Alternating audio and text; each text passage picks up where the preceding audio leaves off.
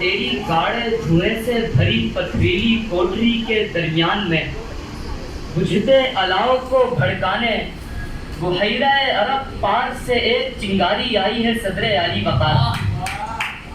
سمندری تکونوں کے دنگل سے بچتے سنسناتی لہروں کو چیرتی ہوئی اس گلشن کو باب الاسلام کے تاج سے آراستہ کرنے آئی ہے.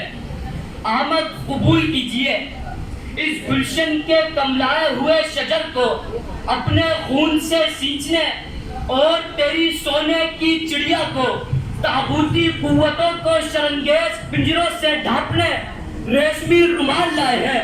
استقبال کیجئے تیرے دراروں پڑے دروازے سے تحریک آزادی کو گزرگاہ عطا کرنے کے جرم میں چند سنہرے جوہر انگریز سرکار کے جبر خانوں میں اپنی چمک دمک کی ماندگی کا جنازہ ادا کر رہے ہیں.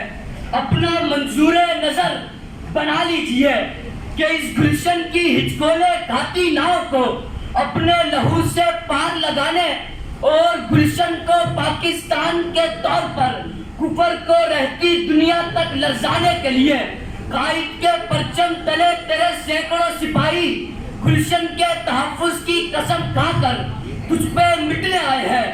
شہادت کا تحفہ رد نہ کیجیے, شجاعت کا پروانہ تھما دیجیے کہ ثبوت دیں گے وفا کا یوں اشتباہ غلط ملا کے خاک پہ رکھ دیں گے ہر سپاہ غلط اور برب کعبہ وہ آ کے نکال چھوڑیں گے.